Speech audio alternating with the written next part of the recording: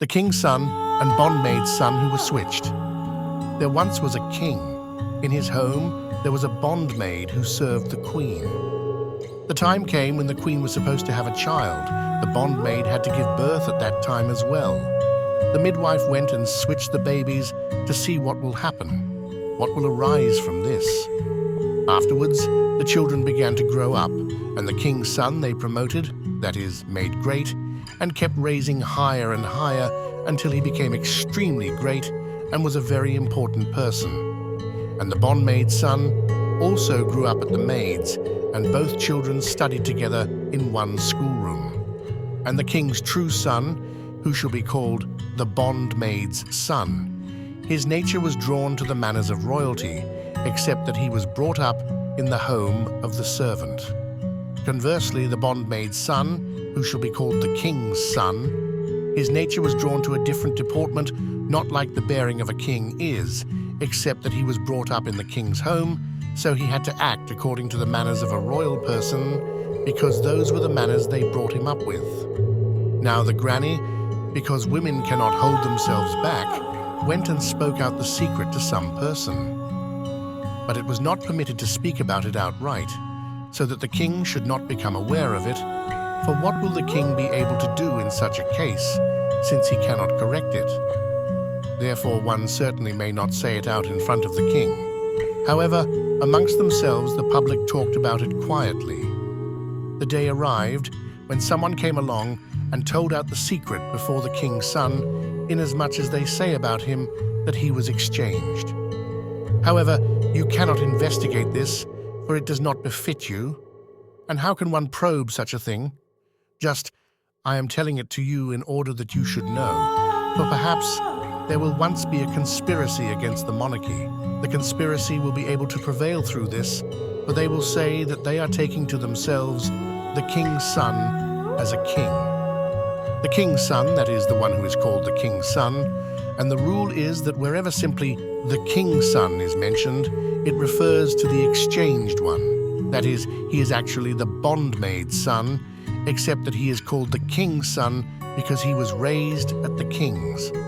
And similarly with the bondmaid's son, where a bondmaid's son is mentioned, only where the king's true son or the bondmaid's true son is mentioned, then the meaning is the actual truth. Went and began to do mischief to the other one's father, who was really his own father, and arranged everything to constantly do him evil. And he kept dealing him mischiefs one after another in order that he should have to be uprooted. Afterwards the king grew old and died, so he assumed the reign, that is, the bondmaid's son, who is now called the king's son, as mentioned above. Then he dealt even more evil to the other son's father. This father was really his own father, of the one who had taken up the reign, for they were exchanged. And he dealt him evil disguised, so that people would not know that it's from him, for it's unseemly in front of people, and kept dealing him mischiefs, one after another. This one understood that he is dealing him woes on account of the matter. He spoke up and said to his son, and told him the whole affair. I have great pity on you, for any way you approach it, from wherever your soul is drawn. If indeed you are my child, of course I certainly have great pity on you. If indeed you are not my child, but are in truth the king's son, there is even greater pity on you. Therefore you must pull up, that is, run away, from here. It irritated him very much, and he felt very bad about the thing. However, the king kept constantly dealing out woes one after another, so the son decided he must run away. His father gave him a great deal of money, and he left. It upset him very much that he was driven out of his country for nothing, for he looked around him. Why do I deserve it that I should be driven out? It upset him very much, and on account of this, he took to the drink and went to brothels.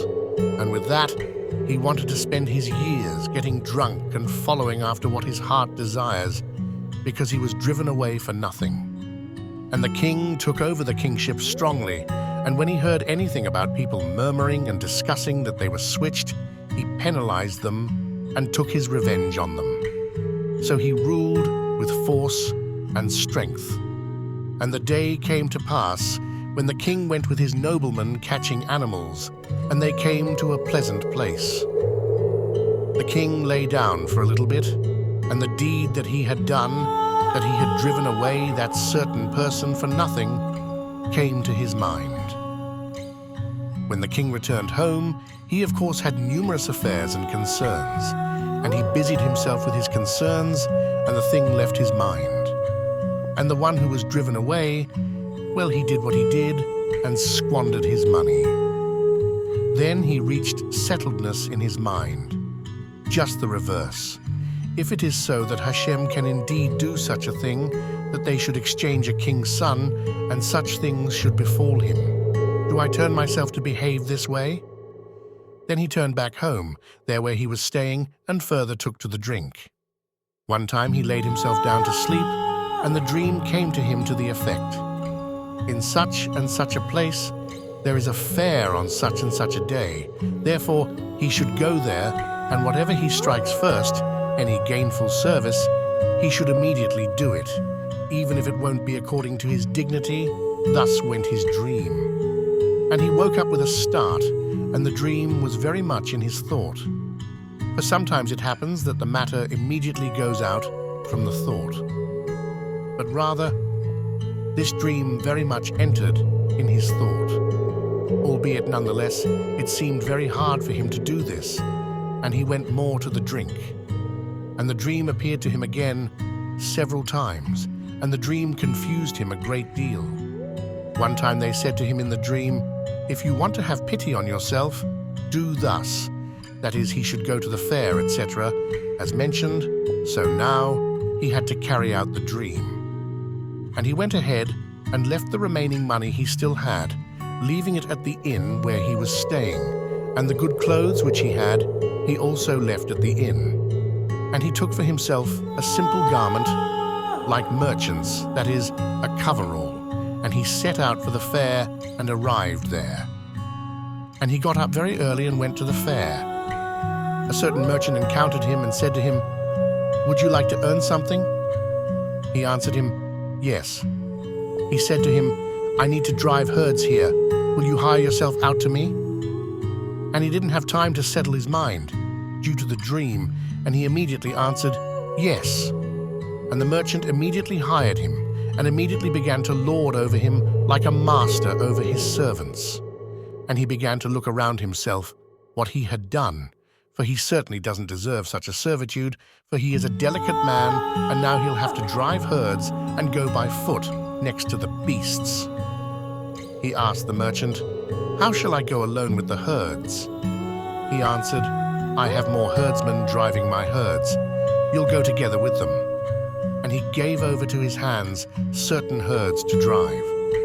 He led the herds out of the town, and there gathered together were the rest of the herdsmen driving beasts. They went together. He was driving the herds, and the merchant was riding on a horse and going along with them. And the merchant was driving cruelly, and against him he was extra cruel, and he grew more and more terrified of the merchant, since he saw in him that he has extremely great cruelty and anger against him. And they came to a certain spot.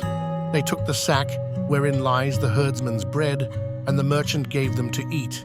Him too they gave from the bread, and he ate. Afterwards they were walking by a very thick forest.